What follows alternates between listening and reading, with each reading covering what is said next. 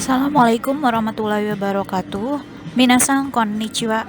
Bertemu lagi dengan Dea Sensei yang hari ini kita akan membahas tentang dekiri koto atau hal yang kalian kuasai atau keahlian kalian atau yang kalian bisa itu apa. Nah, diharapkan setelah mendengarkan video ini atau menyimak video ini kalian akan bisa menyebutkan hal-hal yang kalian bisa dalam bahasa Jepang. Baiklah, kita mulai dari kosakata dulu ya.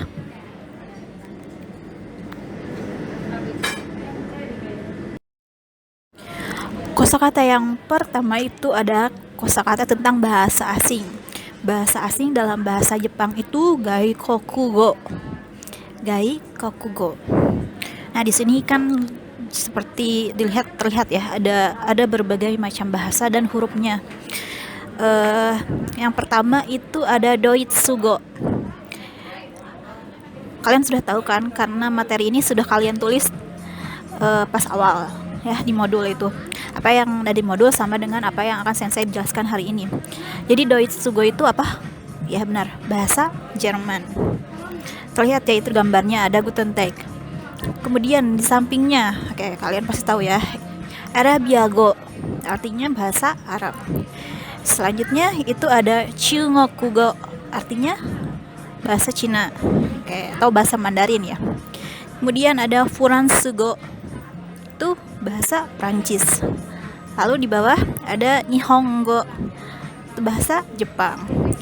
Lalu ada Eigo, Eigo itu bahasa Inggris.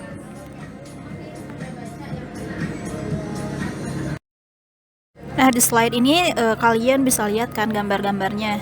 Ini ada beberapa tarian khas Indonesia ya. Oke, tarian itu bahasa Jepangnya dansu. Jadi nama tariannya kemudian ditambahkan dansu dalam bahasa Jepang. Contohnya di sini ada tari kecak, berarti bahasa Jepangnya kecak dansu. Kemudian ada tari jaipong, jadi jaipong dansu. Ada tari serimpi, jadi serimpi dansu. Kemudian ada tari saman, jadi saman dansu. Paham ya? Kemudian ada kosakata tambahan, di sini ada koeng, artinya taman. Lalu ada dekimas, artinya dapat atau bisa. Nah, di situ kan dekimas ada yang di dalam kurungnya dekiru. Jadi dekimas itu awalnya dari dekiru. Menjadi kata kerja berubah jadi dekimas. Jadi kalau misalnya kalian mencari kata bisa atau dapat dalam kamus itu pasti yang keluar dekiru. Karena dekiru itu kosakata yang ada dalam kamus. Nanti kalian akan belajar tentang perubahan kosakata ya. Jadi ada yang dari kamus ya, kata-kata dari bentuk kamus berubah ditambahkan menjadi mas. Dekiru menjadi dekimas, artinya dapat atau bisa. Lalu di sampingnya ada sukoshi, artinya sedikit.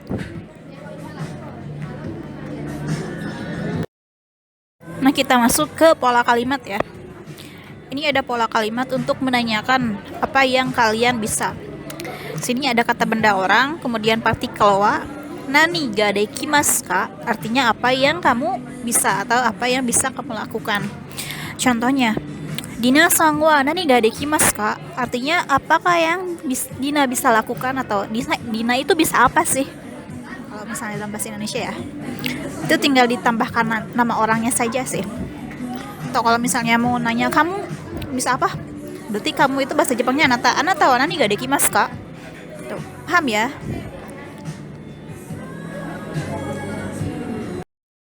Nah, ini pola kalimat selanjutnya masih dengan kata tanya, tetapi di sini lebih spesifik lagi, lebih ke langsung.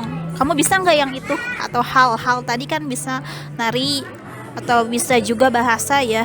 Di sini contohnya, Dina sang wa dan suga dekimasu ka, artinya apakah Dina bisa menari? Dina bisa nari nggak? Oke. Bisa juga kan itu untuk menanyakan tarian ya. Nah, yang contoh kedua itu Dina sang wa nihongo ga dekimasu ka, artinya apakah Dina bisa bahasa Jepang? Kalau misalnya mau nanyain apakah Dina bisa bahasa Prancis, berarti tinggal diganti halnya ya. Dina sang wa Furansu ga dekimasu ka. Paham ya? Oke, kita lanjut.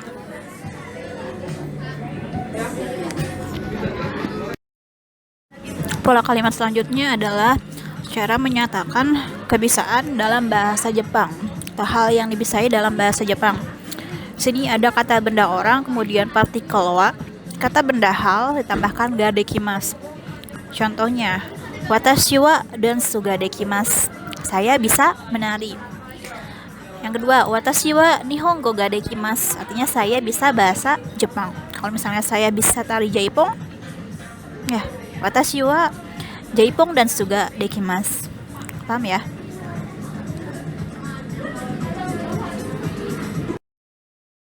Nah, pola kalimat ini adalah pola kalimat kebalikan yang tadi. Kalau tadi itu bisa, kalau ini tidak bisa. Pola kalimatnya itu ada kata benda orang, partikel wa, kata benda hal, ditambahkan ga dekimasen. Contohnya, watashi wa dan suga dekimasen. Artinya saya tidak bisa menari. Contoh yang kedua, watashi wa nihongo ga dekimasen. Artinya saya tidak bisa bahasa Jepang. Jadi kalau misalnya bisa dekimas, kalau misalnya tidak bisa dekimasen. Baiklah, kita langsung ke contoh percakapan ya. Nanti setelah saya memaparkan materi ini, tugasnya adalah kalian membuat percakapan. Video ya, berbentuk video. Teknisnya nanti sensei jabarkan di tugasnya. Oke, perhatikan dulu ke sini ya. Di sini ada bila jawabannya bisa. Ada A dan B. A bertanya, B-san wa gaikoku ga dekimasu ka? Artinya, B apakah bisa bahasa asing? Kata B, hai dekimasu. Iya, saya bisa. Kemudian, donna gaikoku ga dekimasu ka? Bisa bahasa yang bagaimana atau bisa bahasa apa? Oke, Sunda ga dekimasu. Artinya bisa bahasa Sunda. So desu ka? Baiklah. Kalau bahasa Sunda kan bukan bahasa asing ya, tapi mungkin konteksnya B itu bukan orang Indonesia atau bukan orang Sunda. Oke, paham ya? Ini kalau misalnya percakapannya jawabannya bisa. Kita ke contoh percakapan yang selanjutnya ya. Nah, kalau yang ini adalah kalau jawabannya tidak bisa. Perhatikan dulu percakapannya. B-san wa gaikoku ga dekimasu ka? B, apakah bisa bahasa asing? Iye, dekimasen. Tidak bisa. Kemudian A menjawab, so desu ka? Baiklah. Jadi kalau misalnya tidak bisa ya pasti belakangnya dekimasen ya.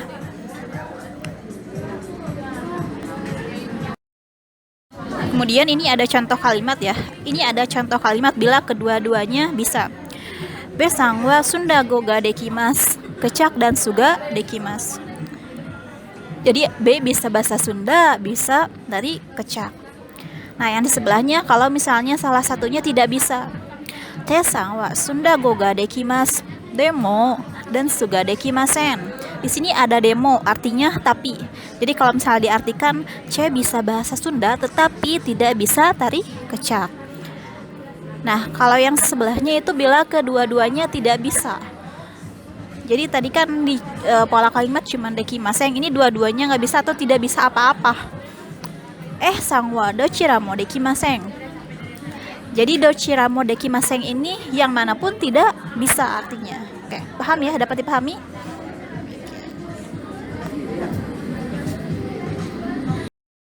Oke, untuk materi Dekiru Koto cukup sekian ini dari sensei. Kalau misalnya kalian belum paham, karena ini kan sudah berjalan 2 minggu ya tentang materi Dekiru Koto ini. Kemarin kan kalian sudah berlatih menjawab kuis tentang Dekiru Koto juga. Nah, untuk pertemuan kali ini sensei tugaskan untuk membuat percakapan sebagai bentuk penilaian keterampilan. Nah, perlu kalian ketahui tugas sensei itu ada 2. Yang satu untuk pengetahuannya, yang satu untuk keterampilannya. Nah, untuk bab yang kemarin yang tentang kazoku, yang pertama kan tugasnya ada 2 ya. Yang pertama itu tentang pengetahuan kalian, yang kedua yang membuat wacana itu adalah keterampilannya. Jadi tugas yang kedua itu sama dengan ulangan, atau kedua-dua tugas itu menjadi bahan nilai kalian untuk dirapot sebenarnya. So, untuk tugas karena sensei tidak ada toleransi untuk semester 2, jadi kalian harus mengerjakannya. じゃあ皆さんこれでは終わりました。Wassalamualaikum warahmatullahi wabarakatuh.